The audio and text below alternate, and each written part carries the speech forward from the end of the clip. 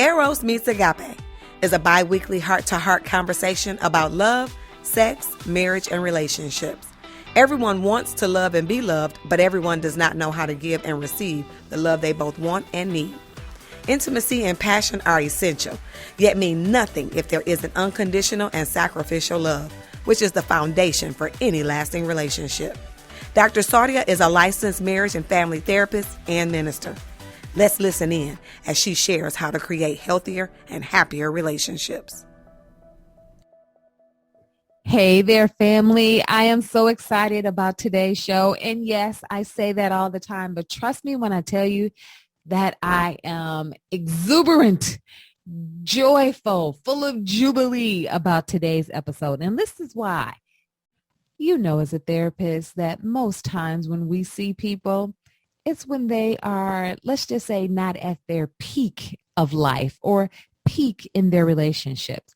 So when I get the opportunity to work with couples that are happy just because they want relationship maintenance, it is easy breezy because they are already on top of things. But imagine when I get to work with couples who are not married, who are not even doing relationship maintenance per se, but they're engaged, they're basically living with love on the brain, marriage in their mind, and they are excited about their future. If you're contemplating marriage, this is the episode for you. If you know someone who is contemplating marriage, recently engaged, you went to the engagement party, you went to the celebration, this is an episode you need to know because as I always hear, I was going to say, but I didn't make it up. Love is blind, but marriage is an eye-opener. And I've got some tools to open your mind so that you can get prepared for marriage before you sign your wedding certificate or walk down the aisle. These are tools and information that you truly need to know before you say I do. So before you say I do, head on over and meet me in the classroom because we're going to talk about it and share some information. I will see you in a second. All right, folks. So welcome to another episode of the Eros Meets Agape podcast where I'm your host, Dr. Saudia. And today we are discussing contemplating marriage, the information that you need to know. So I already told you the little phrase. I heard my pastor say it. And as a therapist, I absolutely adore this quote or saying. And the saying is, love is blind, but marriage is an eye opener. Here's why this is important to me. When you're in love, you really don't see a lot of things or you don't feel the need to ask questions about certain things because you just have this mindset and mentality that we are going to make it. Love is awesome. And it's true. But knowledge is power. And the more information that you have, the more prepared you are when obstacles come your way. Because I'm here to tell you, no matter how much in love you are going to face some hurdles and challenges in your marriage. But the key is being prepared. Now, as a therapist, I used to contract with an agency where they would send me out to different churches. And the couples that wanted to get married in these churches, they had to attend premarital counseling. Two things I really liked about that concept. One, I believe the church was doing their part in making certain that, their members were basically, let's just say, equipped with the necessary information to start their marriage with the right platform. Now, as a therapist and as a Christian, I believe everybody needs premarital counseling, not because there's something wrong, but simply because you have it right. And when we have something right, we want to build upon a solid foundation. And that's what premarital counseling does. But I get it. Not all churches require it. And then on top of that, your insurance definitely doesn't pay for premarital counseling. So many times people skip this. And unfortunately, I see them sometime later. And it's not that the issue can't be fixed. It's the fact that if we had certain knowledge going into our marriage, we would be on the same platform, the same mindset, the same approach towards many things because we have a mutual understanding. And that's the benefit that premarital counseling provides. So I'm not saying this is a premarital counseling session, but what I am saying is that if you are engaged or you know someone who is engaged, this is an episode that I think you will enjoy because it's going to give you some basic elements to be aware of or to discuss as you begin to contemplate marriage or planning for your future marriage, or simply just wanting to chat and find out with your fiance how you all are viewing certain aspects. So let me give you an example. When we're in love and we're happy and we're so enjoying one another, sure, we talk about important things in our lives. Yes, we do. We talk about a number of things, do you want to have kids? How many kids do you want to have? That's great. But how many times do we have this conversation? How do you feel on correction and discipline? What does that look like? Is it corporal punishment? Is it, time out? Is it taking away privileges? Do you want the kids to go to public school, or do we need to live in a particular area in order to send them to a great school within the area? Or do we need to save up in order to send the kids to private school?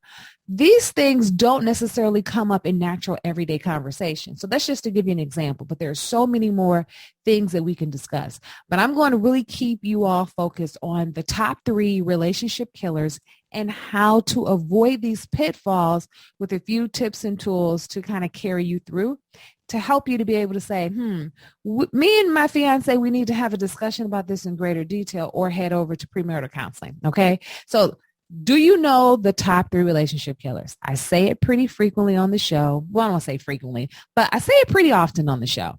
So take a guess. What do you think the top 3 relationship killers are? Tell me. Okay, no, I got quiet for a second. I'm just playing with you guys. Okay, seriously.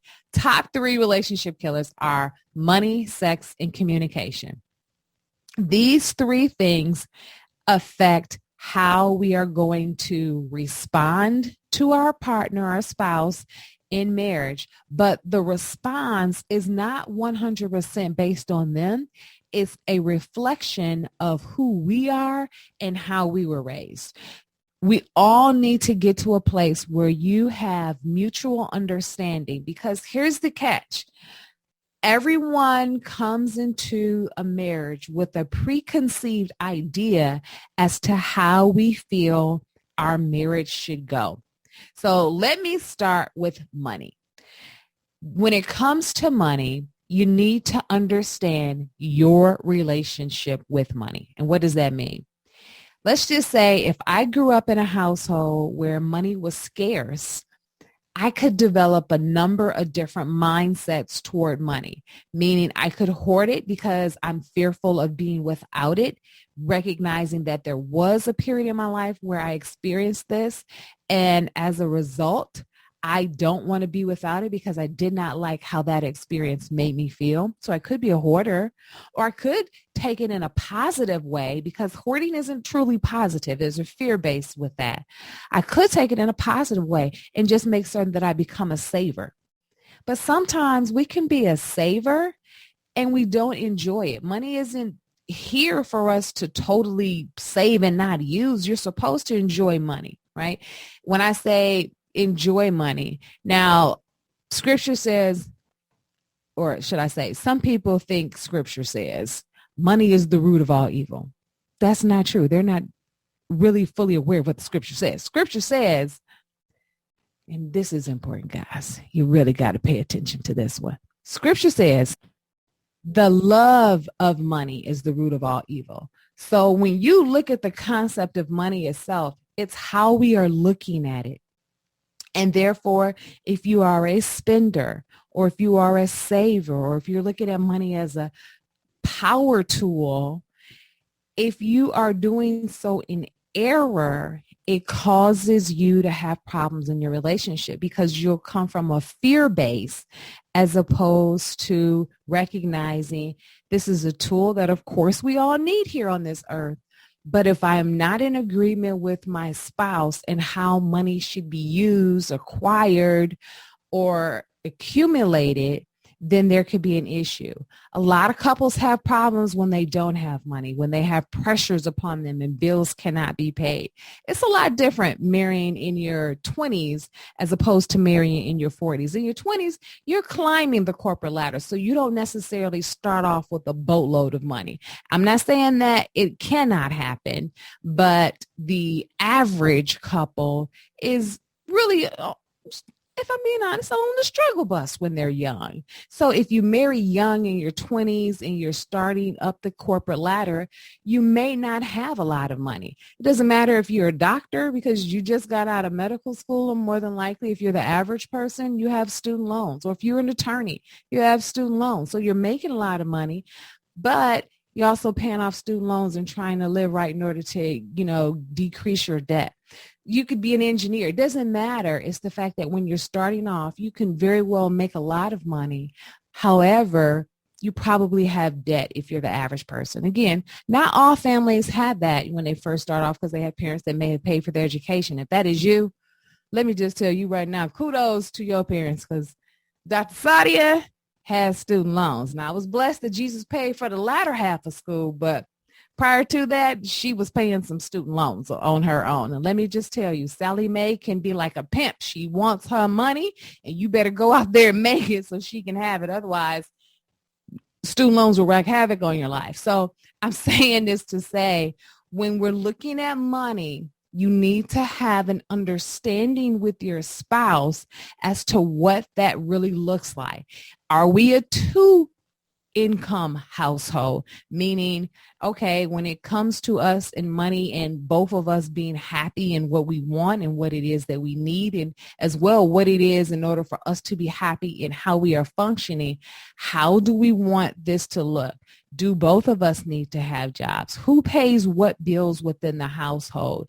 When it comes to spending, how much should we have for, free money? How much do we save?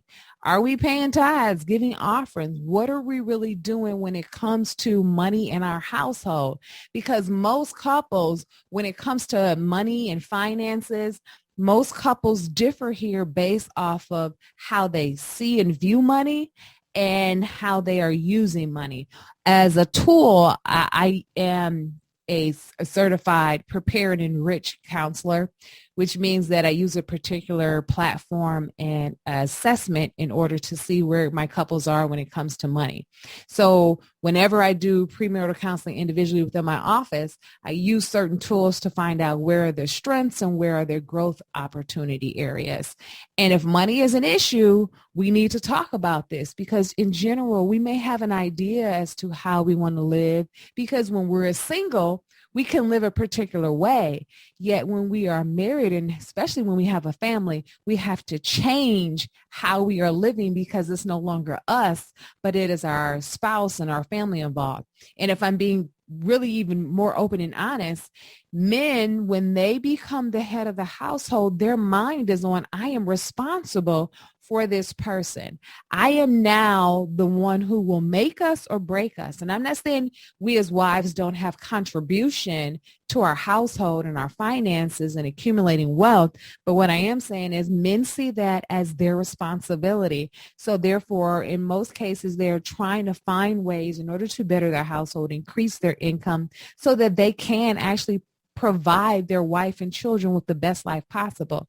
So if they're trying to do that and we're off spending everything, it doesn't work. Or if we're trying to save and he's spending or working all the time, then we are in disagreement. We're not aligned together. So you have to understand your relationship with money. And like I mentioned, the Prepare and Enrich tool, I love it because it gives you different categories to identify what your relationship is, meaning you take an assessment, you answer certain questions, and within those questions, you're able to see where you are when it comes to money.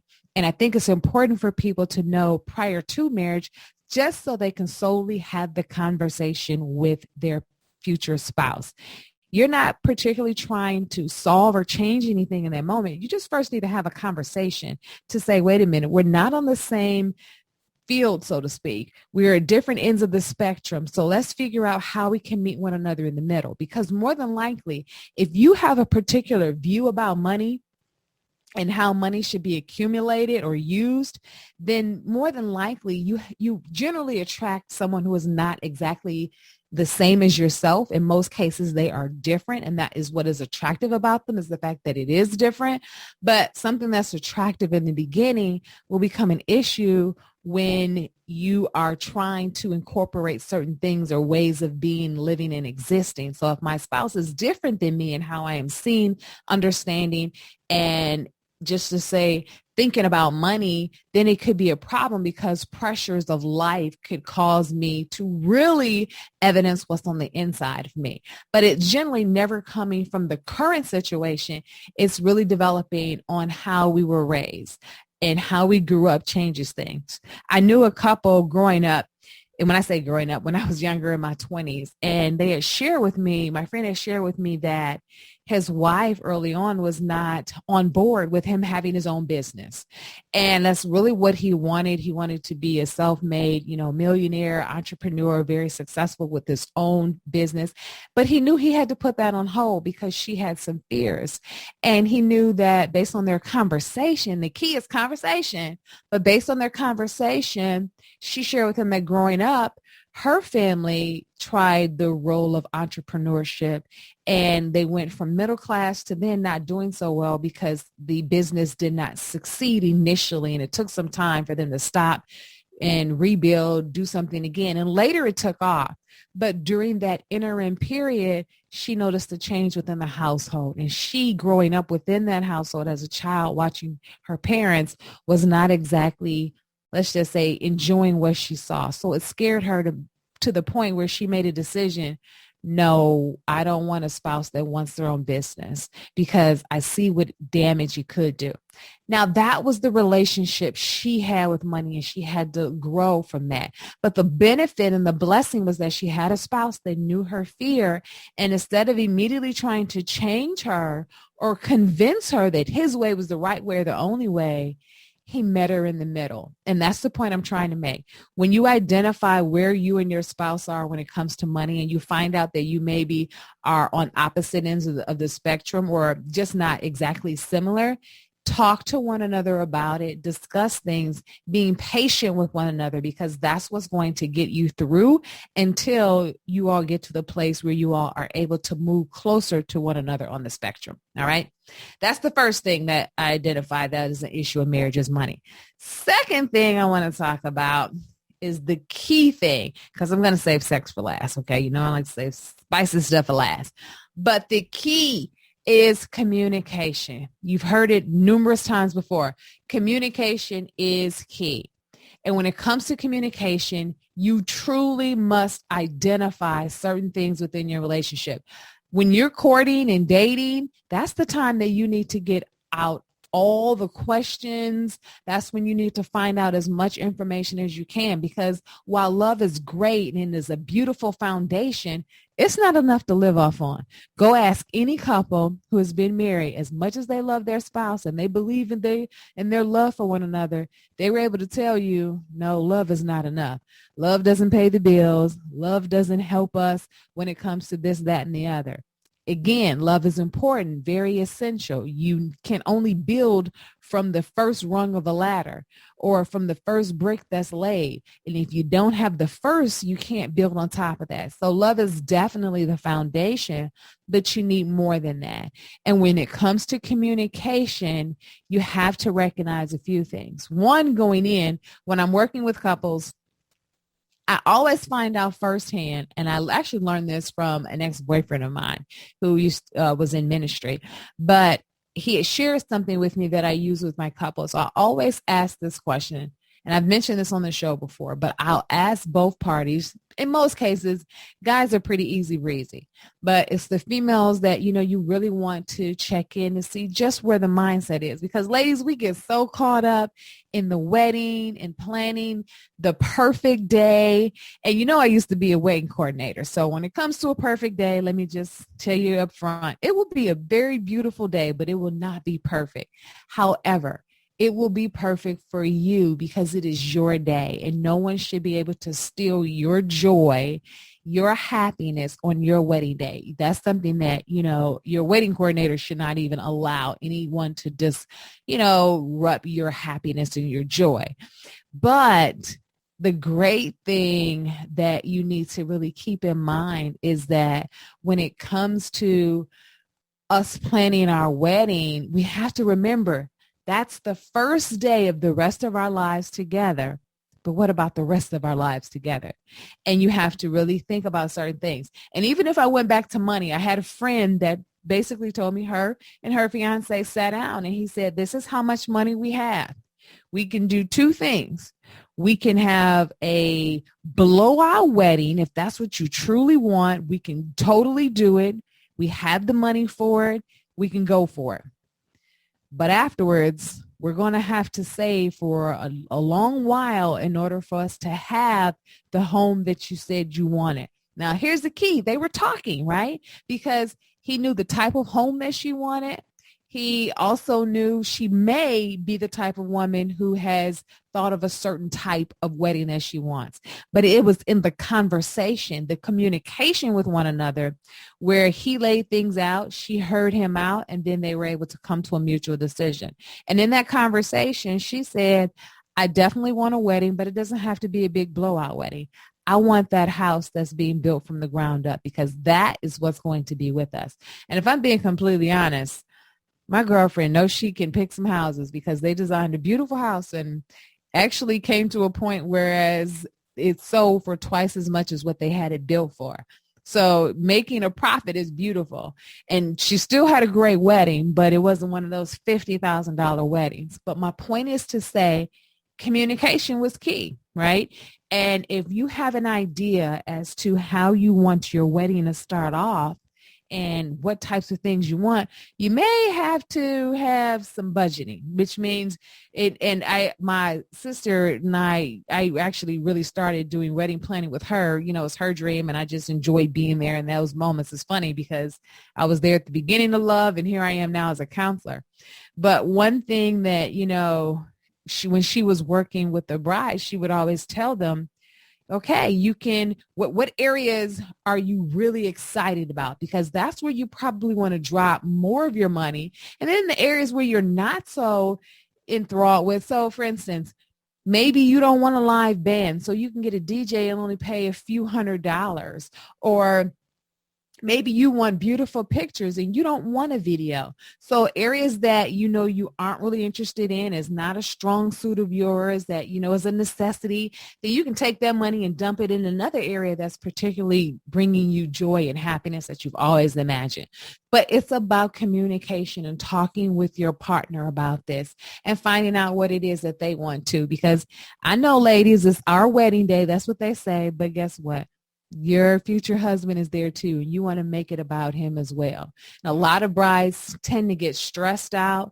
And when I say stressed out, wedding planning is one of the more difficult seasons in a relationship, simply because you have different opinions. You may have parents that want to invite 50,000 people, and you're like, we only have money for 500, so you need to get rid of 400. However many. I thought I said 500,000, but you need to get rid of some people because we don't have enough money for that. And we don't want to hurt feelings. We don't want to upset our parents, but we also want the day that we want, not the day that our parents want for us. So there are conversations that we have to have with our future spouse about their family members. We have to create boundaries, but you can only do this through healthy communication. And if we're looking at communication outside of the wedding day, we're really identifying what's going on within our relationship. Are we really talking? So there is a list of questions that I actually got from my church, which I think is lovely. It's like 276 questions that it sounds like a lot, people. It really does. But trust me, when you get to the place where you're having conversations about your future, you really want to know as much information as you can, not because you're looking for an out or looking for differences to say, aha, I knew you weren't the one. You're not doing that. You're just trying to get to a place where you have mutual understanding of one another. You know how one another thinks. So you know how to prepare for certain things, or you know how to handle certain things because of the life that you want is matching the life that they want. And that's all that it's about. Asking all of these questions before you marry helps you to see if you are on the same page, if you all are both in alignment with the type of life that you want. And the picture that I will always create for my engaged couples when I'm doing premarital counseling is that you have to have your own couple identity. Couple identity is based off of who you are as individuals and who you are as a couple. And if you're strong in your identity as individual as well as a couple, then you won't be swayed or dismayed by other couples' identity. So let me give you an example in simpler terms. When it comes to houses, there are many different styles of homes, right? You have cottages, you have inns, you have Tudors, you have bi-levels, you have tri-levels, you have colonial styles, you have ranch style homes, you have different types of homes, right? You have Spanish styles. All these different types of homes are evidencing a particular perspective of aesthetics, what someone visually likes as opposed to what someone else may not like. But at the end of the day, they're all homes. It's just a matter of what style of home do I prefer. So you may have your best friend and she likes a Tudor style home, but you love a colonial style home.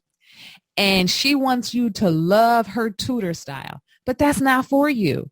So you're not excited about it. You can appreciate it, but you're not excited about it. You don't have to adopt some of the things that your friend is doing simply because that's your friend. You can have your own view and decorate your home the way that you want simply because of how you envision your home to be.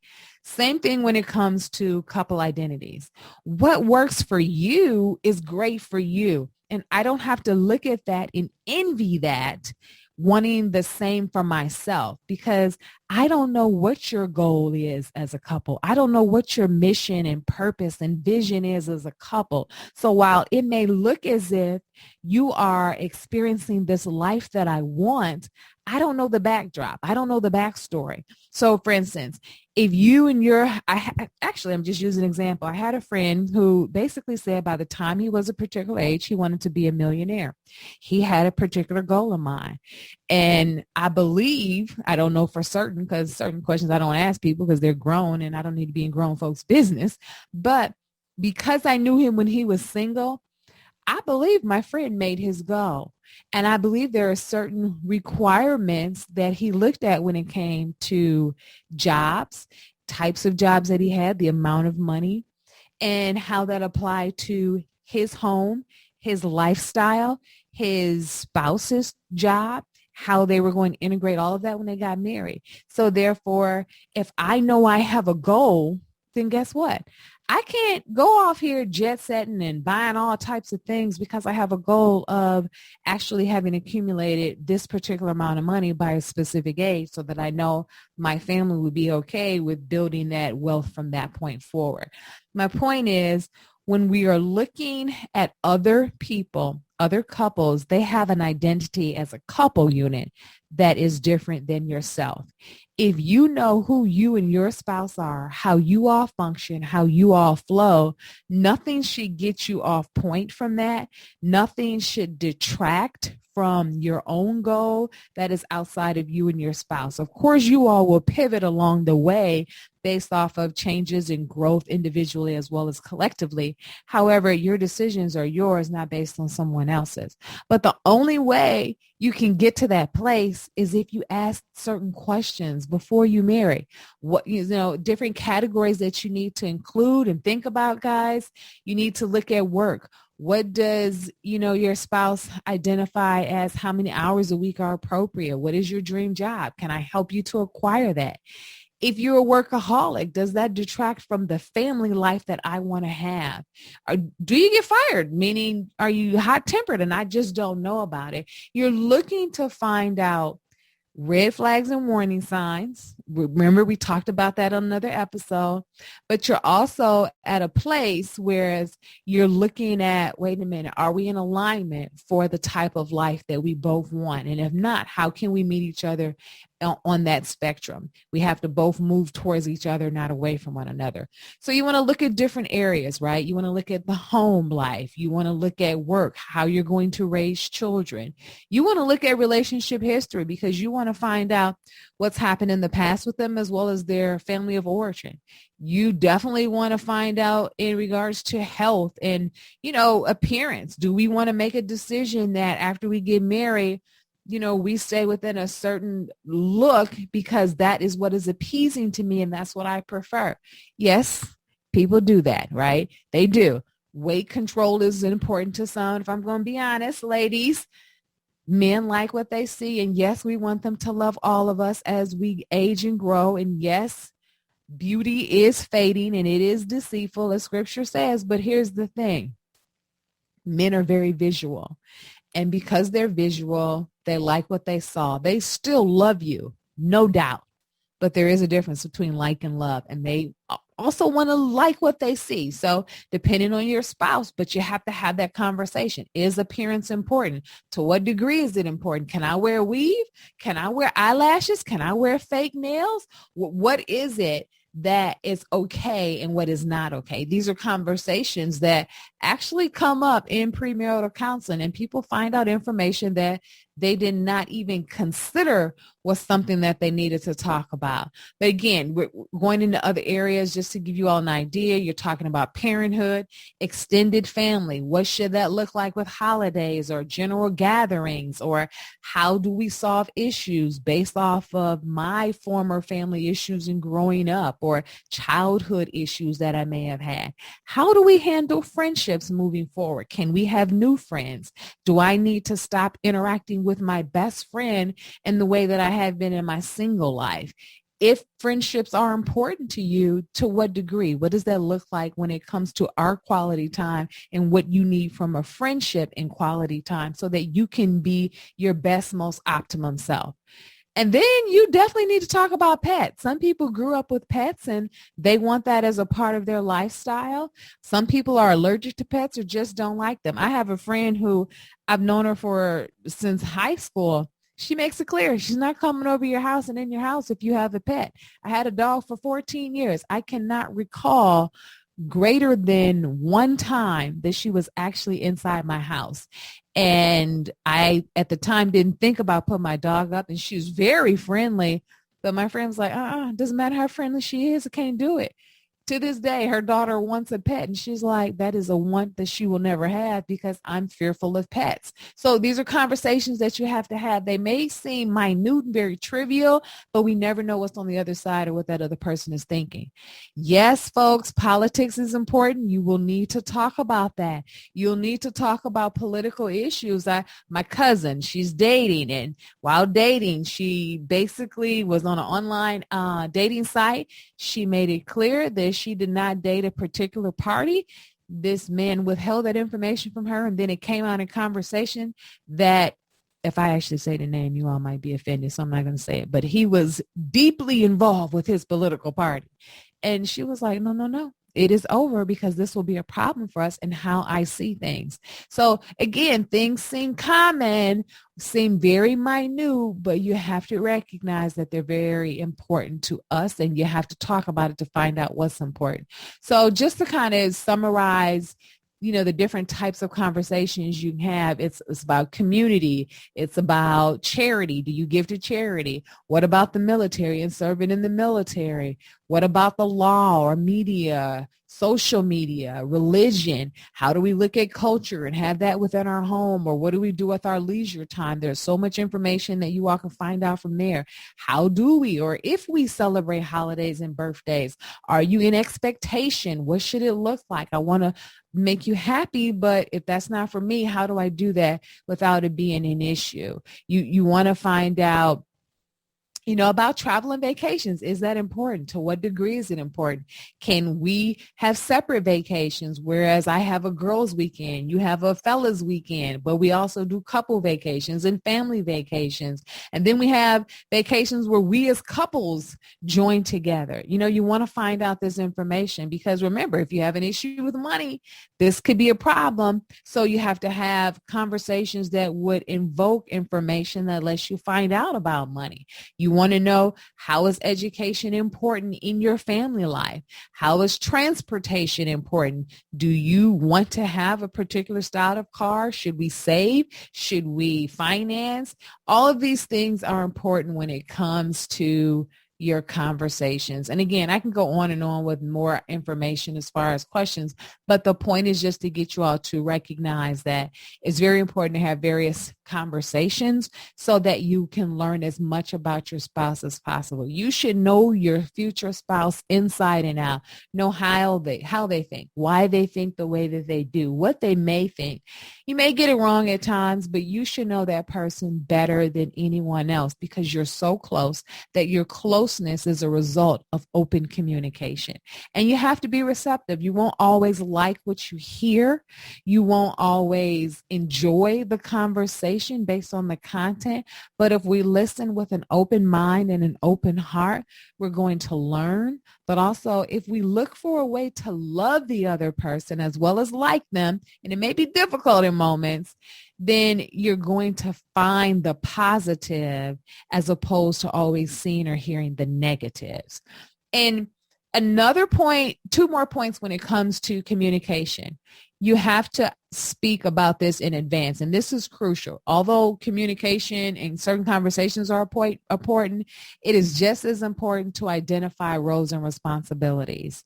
Many people are not aware of something until it is a problem. You don't know a problem is existing until you come across it, and this could be avoided if we have certain conversations. So you want to ask your spouse, how do I see this particular role? How do you see the role of your wife? Or how do I see the role of my husband? What responsibilities are on me and what responsibilities are on you? These are conversations that you want to have. You want to make certain that that's clear so that if you aren't aware, you can become aware. And if you're not in agreement, you can begin having the conversation so you no longer will have an issue about it. Now, guys, I'm sorry. I just remembered I got to talking about a point that an ex who was in ministry has shared with me in regards to weddings. And I forgot to mention it. So I'm going to go back to this point because it's going to tie in here to roles and responsibilities.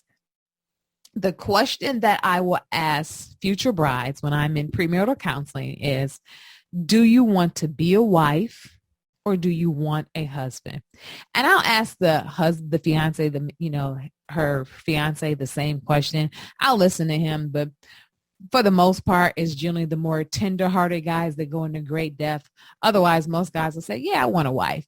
And that's good enough. I don't need to know great in-depth information from him because guys are more simpler, not mentally, but they're more simpler in regards to their needs and wants. Whereas we as women, we're a little bit more, let's just say involved and we're more intricate.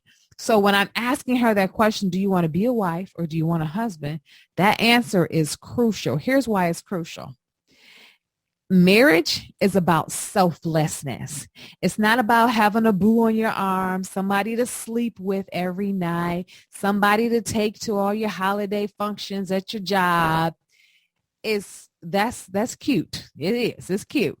But it's so much more than that. You're sharing your life with someone. You're committing to this person for life, and you are sharing all of yourself and hoping that they're doing the same, and you're growing together as you build a life and a family together.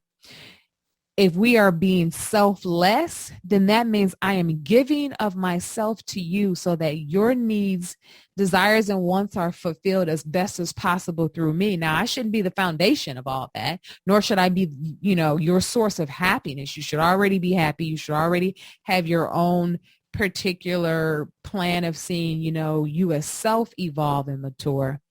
However, me as your spouse, it's my job to support you and assist you in those things, but not to make it happen for you, right? It's my job to assist you and aid in your happiness, but not to make you happy. So when it comes to being selfless, maybe if you want something and I want something different, if I'm being selfless, I'm always giving of myself to you. If we're always giving, unless you're with a narcissist or someone who just does not care or love you, if you're always giving, then you want to give back to someone else who's giving to you.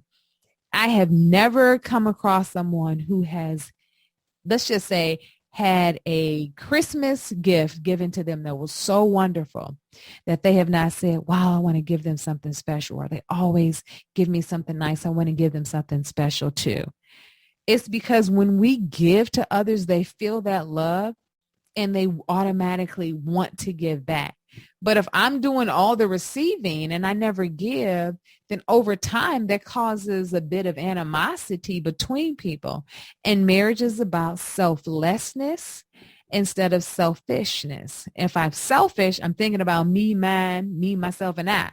If I'm selfless, then I'm thinking, how can I better us? How can I better this or that? And we as women, especially as moms, of course, we're always thinking about, the kids and the family. And we sometimes forget about ourselves. And that's because we are very good at nurturing and being very giving to others. But we want to make certain that when it comes to our marriage, that there is an equal amount of selflessness being given. So when we're talking about, hey, when it comes to this marriage, do I really want to be a wife? Because if that's what you're saying, you're committing to serving someone. You're committing to being there for someone else. Whereas when you want a husband, you want Boo on your arms. You want that cute picture where Boo is beside you. You want somebody at the Christmas party, showing up at the wedding, the funeral. Hey, all the ups and downs, you just want someone beside you to show off. No, that's a social media marriage. That's not real marriage. And so I always ask that question. And so when we use that, going back to roles and responsibilities, if I want to be a wife, I'm recognizing what my role is, which is really to be there. And I'm using this from a biblical standpoint. I'm a helpmeet. I am there for you to support you. Now, you, of course, are doing the same. It should be reciprocated. But if I believe I have a particular role, then if I don't know yours and then I do something that is against what believe, want, or desire, then it's a problem. But it really can't be a problem because guess what? You never shared it with me. Going back to communication, you have to share what your role is or what you believe your spouse's role is so that they can identify whether or not they can meet that particular need. We all have specific needs and wants that we believe must be met. Every day I get up, I need air. Right now, my nephew is my trainer and he is brutal. Let me tell you, folks, let me tell you, working with somebody who was in the military, they have no remorse. They have no soft side because in their mind, they're like, I'm not nearly as mean as my drill sergeant. So you'll be okay. That's exactly how my nephew is.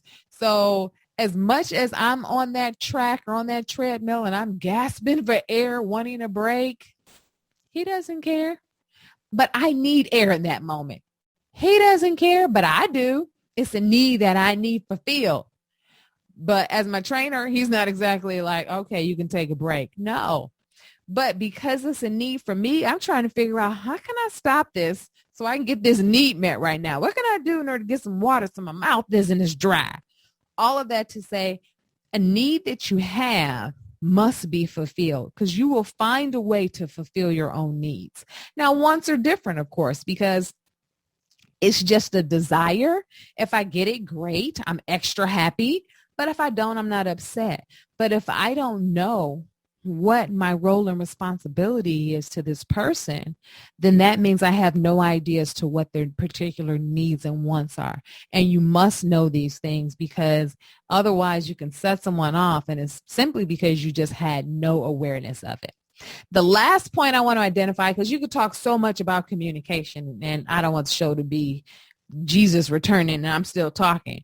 But when it comes to the last point I want to identify, which I believe are the top points that come up in premarital counseling, is that you need to recognize forgiveness is important, as is conflict resolution. Forgiveness is important because you need to be able to recognize how you may contribute to an issue and how you need to communicate. How could I put this? How you're sorry about that, how you want their forgiveness on that. So you really want to be able to be clear on how you're communicating an apology, not because you're trying to suck up, but because you definitely want to make amends and you want to go back to being connected and having peace within your home. But everyone hears "I'm sorry" differently. So there's an apology test by Gary Chapman that you can look that up. He's the founder of Love Languages. And I really like the apology test because I found it to be very true. We all hear apologies differently, and there are 5 different types. Accepting responsibility, where you're basically telling the person, you know what, I'm so sorry. That was all my fault. That was all on me. You take responsibility for it, and that's what they hear. Then there's making restitution, where you are really trying to restore the trust, meaning you're basically trying to find a way to make this up to them. And the act itself of trying to make it up to them is the way that they're seeing that the trust is now being restored. So let me give you the best example of that. It's not going to be a pretty picture, especially when we think of premarital counseling and engaged couples, but this is the best visual that I could provide. If a couple had infidelity in their relationship, trust has been severed. How a person makes restitution, they have to rebuild that trust. So they begin doing things to restore that trust. And over time, that trust is restored. So that's how they've made restitution to a degree. So that's an example on the far end of extreme of an apology when it comes to making restitution. The third one is genuinely repenting. And that's basically just making it very clear, I'm not going to do that again. Oh no, I'm not going to do that. Here's the catch with that one. This is just me and my own personal opinion, but I don't like the phrasing of that because I think if people do something, they probably aren't aware of it initially, and they may have a habit that they aren't aware of, or it may take time for them to change that because it's so ingrained within them. So I wouldn't like my client to say, I'm never going to do that again. I would prefer them to rephrase that because I don't want them to create a future problem. Meaning if I did it again, then my spouse is mad because I said I wasn't going to do it again, but then I did. Therefore, over time, this could cause trust to decrease. So I would like that to change. Sorry, Dr. Chapman, this is just my opinion. But I would like that to change so that, and they're not saying I'm never going to do it again. I would like for them to say I'm going to do my best to not do it again. But in the event that I make that mistake, please bring it to my awareness so that I can be clear on what I'm doing and when I'm doing it, so I could be more cognizant of it to not do it again. That way, and I'm not making it the other person's responsibility to fix, but if it's an issue, sometimes we don't know it's an issue if I'm in the moment. So because of that, if you show me, then I'm able to say, oh, wow, I didn't even realize I was acting like this or saying that or behaving a certain way. We wouldn't particularly be aware of it because it's so ingrained within us. And that gives us the opportunity to be there for one another, be supportive, but also to hold us accountable with one another. The next one is requesting forgiveness. And in requesting forgiveness, you're just being clear in the fact that you're saying, will you forgive me? And when you are saying, will you forgive me? It's almost like you're giving that person power back that they feel were taken away from them from the incident.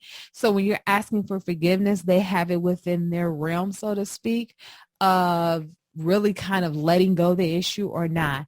And in most cases, if you're honestly very sincere in your request, your spouse is going to forgive you because they love you. But here's the catch. You actually have to be sincere. You just can't say it. Will you forgive me? You don't want to make it sound like you're just trying to push past things. It's just rude. You can't do that, folks. You actually have to be forgiving and actually mean it. Now, the fifth one and final apology version is expressing regret. And that's when you really make it clear that you are very sorry that you did that thing, or you're like, how could I even do something like that? In essence, when we express regret, we are showing remorse. And that identifies with the person that you are very sorrowful that you did that particular thing. And it gives them the impression that you mean it and that's something that you won't do moving forward. Now, those are the 5 types of apology languages that, again, go back to recognizing it's important to forgive one another in marriage. You have to forgive one another in marriage. Otherwise, you won't have a marriage because you'll be stocking up hate. And over time, it's just going to cause you to not see that person in a positive or loving light because you'll be focusing so much on the negative and the hurt that you won't be able to get past it. So it's very important to forgive, and it's very important to walk through conflict by being able to resolve conflict. That's going all back to communication. You have to talk about it.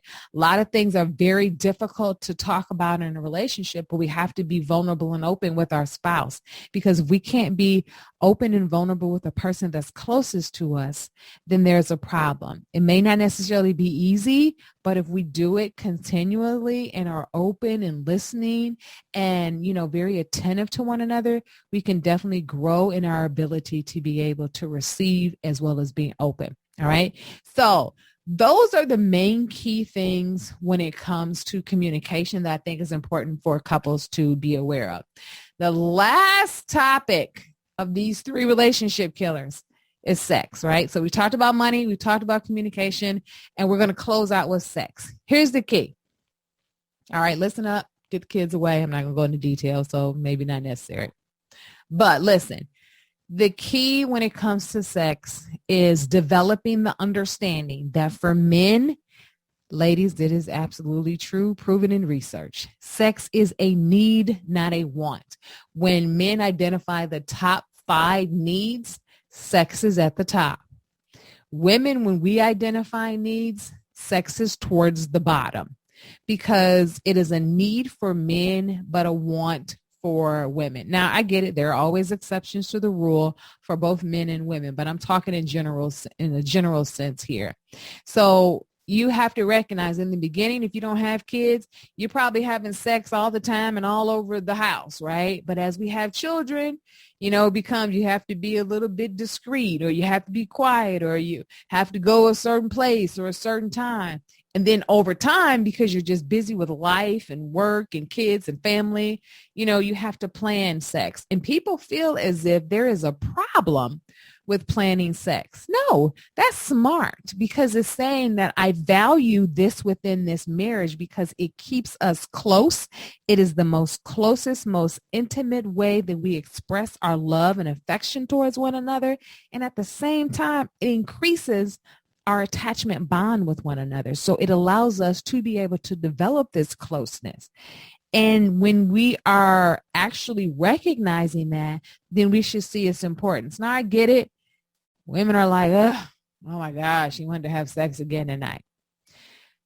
Okay, ladies, men are seeing it differently than us. And I'm not saying as far as getting into everybody's relationships, that's your business and how your household functions. Scripture says the marriage bed is undefiled. So how you want to work your sexual life is up to you. But just keep in mind, for men, it is a need. For women, it is a want. And in most cases, you're going to be on opposite ends of the spectrum, because she needs emotional connection in order for her to open up sexually. He needs sexual connection in order for him to open up emotionally.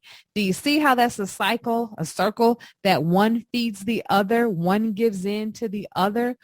And when we recognize that and have that information and we know that, then we can apply it appropriately. So if a husband know he wants to have sex, well, guess what? Feed into her emotionally long before you engage in the sexual act, and she'll be happy and open to give to you, or at least say, hey, babe, not right now or not tonight, but tomorrow when such and such, then, it's just me and you, right? Or this weekend, let's go to a getaway and it's me and you. You have to be cognizant that Men have feelings too, ladies. Okay. And not all men want to be the aggressors in the bedroom. So you're going to have to open up. You are going to have to actually initiate sex with your husband. And that may not necessarily be an area where a number of women are strong in, but this is the person that you're closest to. So you have to be able to begin to open up yourself that way, because he doesn't always want to be the initiator. But if you do turn him down and you're not the one that's initiating it, you at least should make it clear that you want him. It just may not necessarily be the right time. Men need to know that they are wanted. Men need to know that you want to have sex. What does that mean? Why does she say that I want to have sex? It's good to know that you want to have sex, right? Because he knows that you have an interest in sexual fulfillment in your relationship. But you aren't probably always going to want to initiate sex, or probably always want to respond to him initiating sex. So as a result, he needs to at least know, dang, when my wife shuts me down or tells me no, at the end of the day, I know that she wants to have sex with me, meaning she wants to have sex and she wants to have sex with me. It just may not be a good time. So I may need to find out, is this a good time? Is it the right time of the month? Do you have other things going on? Because women's brains, we're like car wires. We're all jumbled up together, and men are more compartmentalized. So we as women can have a problem at work and be like, no, I don't want to have sex tonight. I have so much on my mind. And he's like, what? What are you talking about? But because his mind is compartmentalized and his mind is on sex, he can have 18 different problems at work, 5 different problems going on with the kids, issues with the family. But for him, because it is a need, it is how he expresses himself and gets to a place where he is going to open up emotionally. That's the catalyst that opens him up. He's able to separate all of those. And you have to understand that to recognize, if I need him open up emotionally, I got to meet him halfway. Just as much as he needs to recognize, if I want her to open up sexually, I'm going to have to communicate with her, massage her mind, massage her emotions, so that she eventually will feel comfortable to open up to me sexually. You got to talk about it and meet each other in the middle. Now, the last thing in this point, more than likely, you're going to have different libidos. If you have different libidos, one is going to have a higher libido. The other one is going to have a lower libido. When it comes to fulfillment sexually within your marriage, you're going to have to determine, how often will we have sex? Because one person is going to go down, the other person is going to go up. So let me just give you an example. Sex is a need for men. So look at it this way.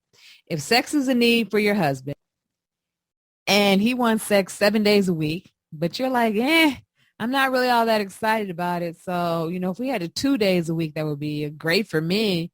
He doesn't want the 2 no more than you want the 7, right? So you have to figure out a way of compromise. So you may compromise with 4 days a week, or you may compromise with 3 days a week. Whatever it is, you've had to come up, he's had to come down, or vice versa. You've had to come down and he's had to come up. Now, keep in mind, ladies and gentlemen, this changes over time. What does that mean? Our libidos change after we hit a certain point in age and stage in life. Men's sexual libido tends to go down as they get older. Women's tends to go up. So, gentlemen, if she's not all excited about sex in her 20s and early 30s, hold on. It's going to change. And when she's in her 40s and 50s and 60s, it's going to go up, but yours may go down. So that's where we begin to change, and we begin meeting each other in the middle. Okay. So guys, those are the top 3.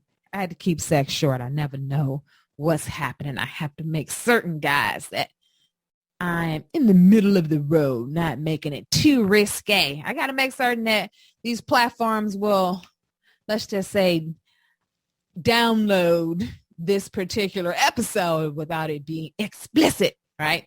All right. So those are the top 3 things that we go into great detail with engaged couples as therapists and premarital counseling. That's what I do. I always am going to make certain that I comment on money, sex, and communication. Of course, there are other elements that I will discuss and share, but those are the 3 things. And that's because we try to hit the things that are more important when it comes to relationship dissatisfaction and dissolution. Again, money, sex, and communication are very important to the core of a marriage, sustaining as well as building intimacy and love, as well as longevity within a marital relationship. So that's it, guys. If you are contemplating marriage, this will give you an indicator. Do we need to talk some more? Do we need to go to premarital counseling? Or are we doing okay? Have we talked about a number of things? You won't have all the answers. It's never going to happen. You will never be presented with everything that you need to know before you get married. That's why it's life. Life happens, and we have to pivot and adjust as necessary. But if you have a healthy and strong as well as solid foundation going in, then you are best prepared to have a successful and long life together. You just have to keep continuing to remember love is essential, communication is key, and I must make certain that we get through conflict and we must forgive in order to have peace and love within our home. All right. So that is it for today's episode. We had a good one today. I enjoyed this conversation with you. And for all of those engaged couples out there, I wish you the best. I pray you have the best. That's going to get much more success than me wishing for anything. So I pray that you have the best marriage and the longest, happiest marriage ever. And blessings to you all. All right, folks. So before we close out the show, and it seems like I'm getting hoarse. I've done so much talking. But before we close out the show, I'm going to end with our like it, love it, leave it tips as we take our temperature off of today's episode. And if I had to think about what my like it tip is, I would have to say, I like the fact that you can design the marriage that you want, that you are in control. Whatever type of relationship you want with your spouse, you're in control of that. Whatever type of happiness and joy, you are in control of that. And you can't allow a moody spouse, or let's just say frustrated spouse, upset spouse, to change what you want. If you stay in love, love always responds to each other. You just have to figure out how to be able to manage those highs and lows. So I like the fact that you can create the type of marriage and family life that you want. You just have to put in the work to do it. But it's the best thing that you can possibly do is to grow with someone and enjoy this life together. Now, if I'm looking at my love it tip, I'm just going to be honest, y'all. Now, maybe because I'm single, I don't know. Maybe it's because I'm a therapist and I've heard a lot. I don't know, but I'm just going to share this. I think my love it tip are 2 things. Forgiveness is being key, and recognizing that I need to learn my spouse's apology language, because if I understand and know that, then guess what? When we've hit a rough patch, I am going to be quick to apologize. It doesn't hurt us to say we're sorry. There's nothing wrong with that. Humility is a great thing, and it helps us get past where we are so we can get back to loving each other and connecting with one another. The second thing, how many couples do you know that after they've had a spat, that they have a nice little love-making session, so you had the joy of connecting even greater after you apologize? And married people, you need to have more sex with one another, meaning in your married unit, not other married people, but you need to have sex with one another. Don't let the single people outdo you. That's just not how it should be. All right, that's it on my little love tip. Now, when it comes to my leave it tip, here's the thing. Anything that's going to cause you all not to be connected, loving one another, being there for one another, understanding one another, liking one another, you got to leave all that out. Anything that presents itself as a barrier or an obstacle to the love that you want in your relationship, in your marriage, you got to get rid of it. Now, I'm not saying that marriage is difficult. It's how you make it. You shouldn't have difficulty, but the great thing about it, especially if you are older and getting married, You are more seasoned. You should be more even tempered. You know what your likes and dislikes are, and you hopefully know how to healthily communicate. If you are younger and getting married, and you're probably still getting to know yourself while now getting to know this new spouse, look at the joys of the blessing in having a spouse at this age to be able to sustain a life together over the future decades. It's a blessing to have a 50th wedding anniversary. But the only way we're going to get there is if we stay together and don't allow the obstacles and the hurdles to get to us. So everyone out there, I want you all to have a happy, happy marriage. There are going to be some lull periods in the marriage. But if you love each other as well as like each other, you'll get through it. All right. So leave out everything that keeps you from liking and loving your spouse. All right. That's it for me for today. All right, guys, that's it. And you know how we close out the show. I want to give a special shout out just right now to say hello to everyone across the globe. Love seeing the numbers come in with the number of people that is listening to the show. I love it in the aspect that it lets me know that this is helpful, and it's letting me know across the world what's helpful. So thanks for listening, all of my listeners across the globe. And guys, you know how I am. Don't forget to rate and review us wherever you have downloaded the show. We want to make certain that we hear from you. We are in the middle of the 4th season of the Eros Meets Agape podcast, and I am just happy to say that I'm glad you all are here. You're listening and you find everything helpful. You know, you can always follow us on social media, on Twitter, Instagram, and Facebook. And of course, until next time, I'm Dr. Sadia, helping you to give and receive the love you both want and need. Till next time, be blessed, everyone. Bye-bye.